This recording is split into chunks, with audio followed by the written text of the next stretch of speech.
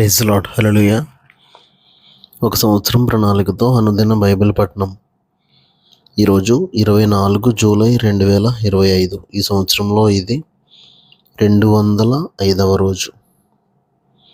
ఈరోజు కొరకు ఏర్పాటు చేయబడిన బైబిల్ వాక్య భాగాలు పాత నిబంధన కీర్తనల పుస్తకము 41, 42, 43 అధ్యాయాలు మరియు కొత్త నిబంధన అపోస్తలుల కార్యములు 24వ అధ్యాయము.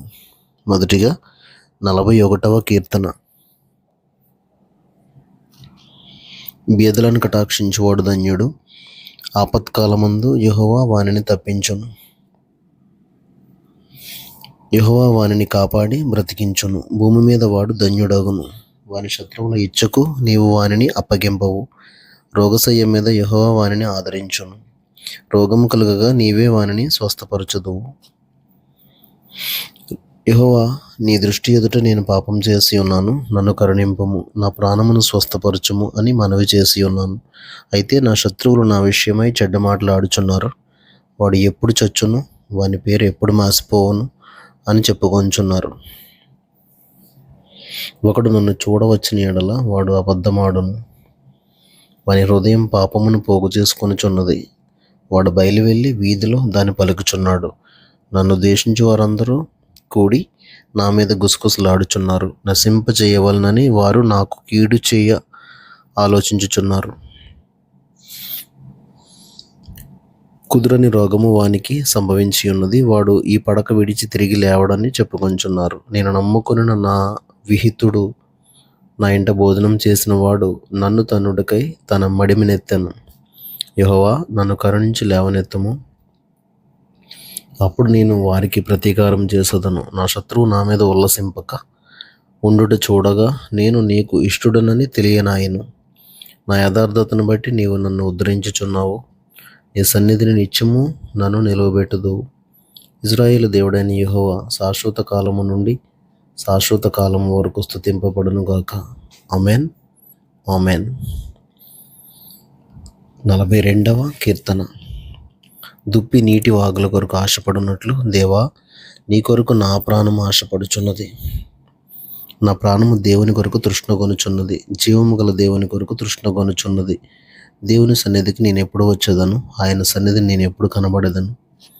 నీ దేవుడు ఏమాయనని వారు నిత్యము నాతో అనుచుండగా, రాత్రింబగళ్ళు నా కన్నీళ్లు నాకు అన్నపానములాయను.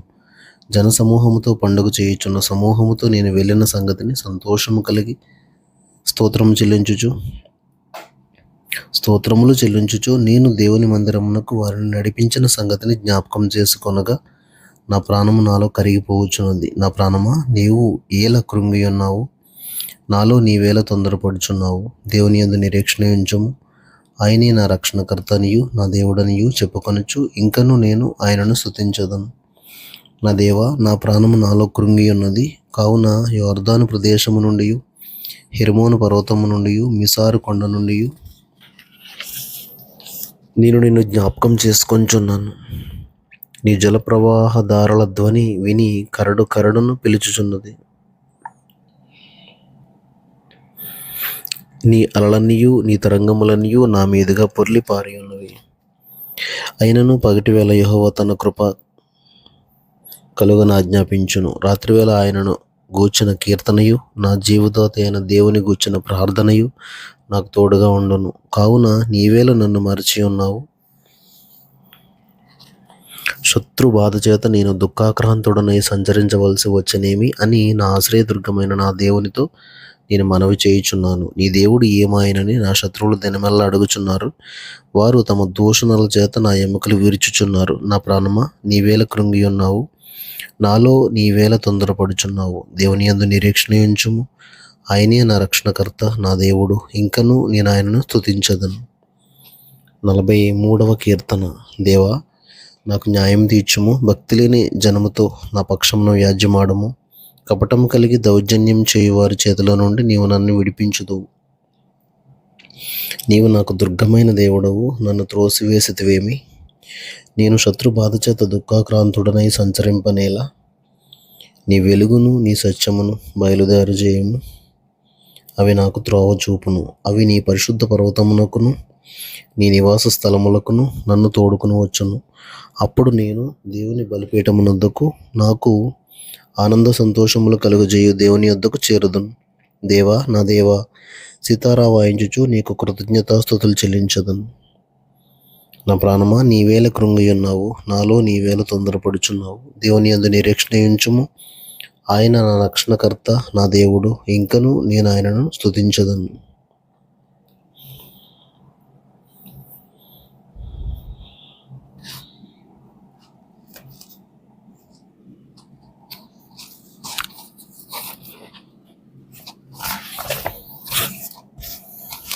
క్రొత్త నిబంధన అపోస్తలుల కార్యములు 24వ అధ్యాయము 27 వచనాలు. 5 దినములైన తర్వాత ప్రధాన యాజకుడైన అననీయయు కొందరు పెద్దలను తెర్తుళ్ళు అను ఒక న్యాయవాదియు కైసరేకు వచ్చి పౌలు మీద తెచ్చిన ఫిర్యాదు అధిపతికి తెలియజేసిరి. పౌలు రప్పింపబడినప్పుడు తెర్తుళ్ళు అతని మీద నేరము మోపనారంభించి ఇట్లనెను: మహా ఘనత వహించిన ఫేలిక్సా, మేము తమ వలన ఎంతో నెమ్మది అనుభవించుచున్నామనియు ఈ దేశ జనమునకు సంభవించిన అనేకమైన కీడులు తమ పరామర్శ చేత దిద్దుబాటు అవుచున్నవనియు ఒప్పుకొని మేము సకల విధములను సకల స్థలములలోనూ పూర్ణ కృతజ్ఞతతో అంగీకరించుచున్నాము. నేను తమకు ఎక్కువ ఆయాసం కలుగజేయకుండా మేము క్లుప్తముగా చెప్పుకున్న దానిని తమరు ఎప్పటి వలె శాంతముగా వినవలనని వేడుకొనుచున్నాను. ఈ మనుషుడు పీడ వంటి వాడును, భూలోకమందున్న సకలమైన యూదులను కలహమునకు రేపువాడును, నజరేయుల మతభేదమునకు నాయకుడునై ఉన్నట్టు మేము కనుగొంటిమి. మరియు ఇతడు దేవాలయమును అపవిత్రం చేయుటకు యత్నపడెను గనుక మేము అతన్ని పట్టుకొంటిమి. తమరు విమర్శించిన ఎడల మేము ఇతని మీద మోపుచున్న నేరములన్నయు తమకే తెలియవచ్చునని చెప్పాను. యూదులందుకు సమ్మతించి ఈ మాటలు నిజమే అని చెప్పిరి. అప్పుడు అధిపతి మాట్లాడమని పౌలునకు సైగ చేయగా అతడు ఇట్లనెను: తమరు బహు సంవత్సరముల నుండి ఈ జనమునకు న్యాయాధిపతులై ఉన్నారని ఎరిగి నేను ధైర్యంతో సమాధానం చెప్పుకొనుచున్నాను. యెరూషలేములో ఆరాధించుటకు నేను వెళ్ళిన నాట నుండి 12 దినములు మాత్రమే అయినదని తమరు విచారించి తెలుసుకొనవచ్చును. దేవాలయంలోనేమి, సమాజ మందిరములలోనేమి, పట్టణములోనేమి నేను ఎవనితోనూ తర్కించుటైనను జనులను గుమి కూర్చుటైనను వారు చూడలేదు. మరియు వారు ఇప్పుడు నా మీద మోపు నేరములను తమరికి రుజువుపరచలేరు. ధర్మశాస్త్రమందును ప్రవక్తల గ్రంథములయందును రాయబడి ఉన్నవన్నీయు నమ్మి నీతిమంతులకును అనీతిమంతులకును పునరుత్థానము కలగబోచున్నదని వీరు నిరీక్షించుచున్నట్టు నేను కూడా దేవుని యందు నిరీక్షణ ఉంచి వారు మతభేదమని పేరు పెట్టు ఈ మార్గము చొప్పున నా పితరుల దేవునిని సేవించుచున్నానని తమరి ఎదుట ఒప్పుకొనుచున్నాను. ఈ విధమున నేనును దేవుని ఎడలను మనుషుల ఎడలను ఎల్లప్పుడూ నా మనస్సాక్షి నిర్దోషమైనదిగా ఉండునట్లు అభ్యాసం చేసుకొనుచున్నాను. కొన్ని సంవత్సరములైన తరువాత నేను నా స్వజనులకు దాన ద్రవ్యమును కానుకలను అప్పగించుటకు వచ్చితిని. నేను శుద్ధి చేసుకున్న వాడనై ఈలాగ అప్పగించుచుండగా వారు దేవాలయంలో నన్ను చూచిరి. నేను గుంపు కూర్చి ఉండలేదు, నా వలన అల్లరి కాలేదు.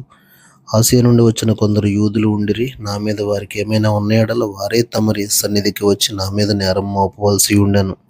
లేదా నేను మహాసభ ఎదుట నిలిచి ఉన్నప్పుడు మృతుల పునరుత్థానమును గూర్చి నేడు వారి ఎదుట విమర్శింపబడుచున్నానని వారి మధ్య నిలువబడి నేను బిగ్గరగా చెప్పిన ఈ యొక్క మాట విషయమై తప్ప నా యందు మరి ఏ నేరమైనను వీరు కనుగొని ఉంటే వీరైనా చెప్పవచ్చును అనెను. ఫేలిక్సు ఈ మార్గమును వచ్చి బాగుగా ఎరిగిన వాడై సహస్రాధిపతి అయిన లూసియా వచ్చినప్పుడు మీ సంగతి నేను విచారించి తెలుసుకుందునని చెప్పి విమర్శ నిలుపు చేశాను. మరియు అతని విడిగా కావలిలో ఉంచి అతనికి పరిచారం చేయుటకు అతని స్వజనులలో ఎవరిని ఆటంకపరచకూడదని శతాధిపతికి ఆజ్ఞాపించాను.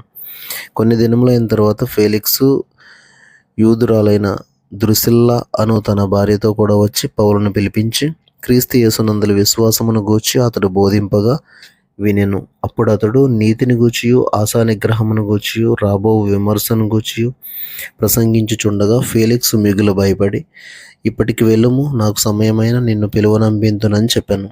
తర్వాత పౌలు వలన తనకు ద్రవ్యం దొరుకునని ఆశించి మాటిమాటికి అతనిని పిలిపించి అతనితో సంభాషణ చేయుచుండెను. 2 సంవత్సరములైన తర్వాత ఫేలిక్సుకు ప్రతిగా పోర్కియు ఫేస్తు వచ్చాను. అప్పుడు ఫేలిక్స్ యూదుల చేత మంచివాడు అనిపించుకొనవలనని కోరి పౌలును బంధకముల్లోనే విడిచిపెట్టిపోయాను. దేవుడు తన పరిశుద్ధ వాక్యమును మన వెనుకడిలో దీవించును గాక. ఆమేన్.